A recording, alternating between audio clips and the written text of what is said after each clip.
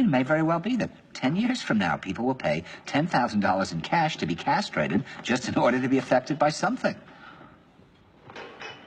Well, why do you think that is? I mean, why is that? I mean, is it just because people are lazy today, or they're bored? I mean, are we just like bored, spoiled children who've just been lying in the bathtub all day, just playing with their plastic duck, and now they're just thinking, well, what can I do? Okay, yes. We are bored. We're all bored now.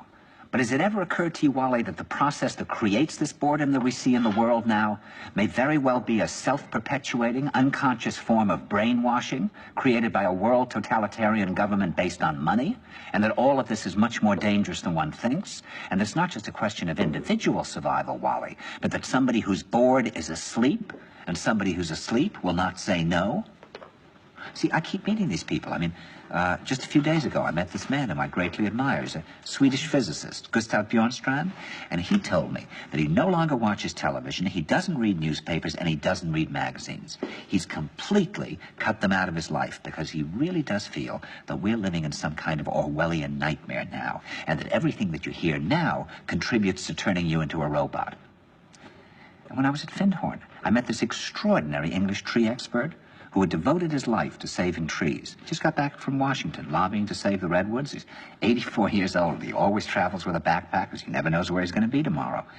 And when I met him at Findhorn, he said to me, "Where are you from?" And I said, "New York." He said, "Ah, New York, yes, that's a very interesting place. Do you know a lot of New Yorkers who keep talking about the fact that they want to leave but never do?" And I said, "Oh, yes." And he said, "Why do you think they don't leave?" I gave him different banal theories. He said, "Oh, I don't think it's that way at all."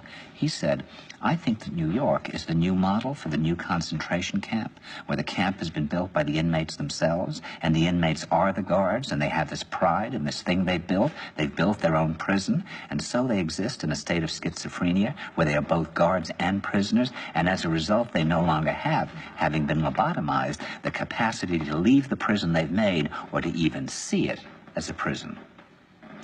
And then he went into his pocket and he took out a seed for a tree and he said, "This is a pine tree." He put it in my hand and he said, "Escape before it's too late." See, actually for 2 or 3 years now, Chiquita and I have had this very unpleasant feeling that we really should get out. And we really feel like Jews in Germany in the late 30s. Get out of here. Of course, the problem is where to go, because it seems quite obvious that the whole world is going in the same direction.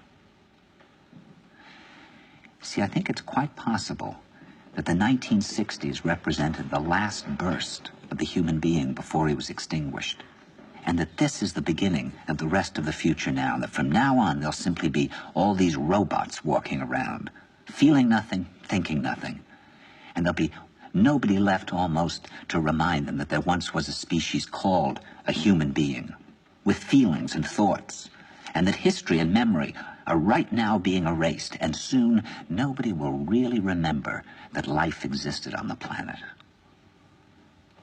Now, of course, Bjornstrand feels that there's really almost no hope, and that we're probably going back to a very savage, lawless, terrifying period. Findhorn people see it a little differently.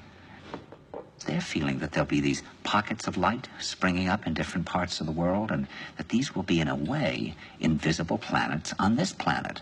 And that as we, or the world, grow colder, we can take invisible space journeys to these different planets, refuel for what it is we need to do on the planet itself, and come back.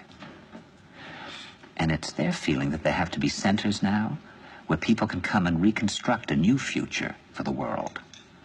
And when I was talking to Gustav Bjornstrand, he was saying that actually these centers are growing up everywhere now. And that what they're trying to do, which is what Findhorn was trying to do, and in a way, what I was trying to do. I mean, these things can't be given names, but in a way, these are all attempts at creating a new kind of school or a new kind of monastery. And Bjornstrand talks about the concept of reserves, islands of safety, where history can be remembered and the human being can continue to function in order to maintain the species through a dark age. In other words, we're talking about an underground, which did exist in a different way during the Dark Ages among the mystical orders of the Church. And the purpose of this underground is to find out how to preserve the light, life, the culture, how to keep things living. You see, I keep thinking that what we need is a new language. A language of the heart. Languages in the Polish forest where language wasn't needed. Some kind of language between people that is a new kind of poetry. That's the poetry of the dancing bee that tells us where the honey is. And I think that in order to create that language, you're going to have to learn how you can go through a looking glass into another kind of perception where you have that sense of being united to all things, and suddenly you understand everything.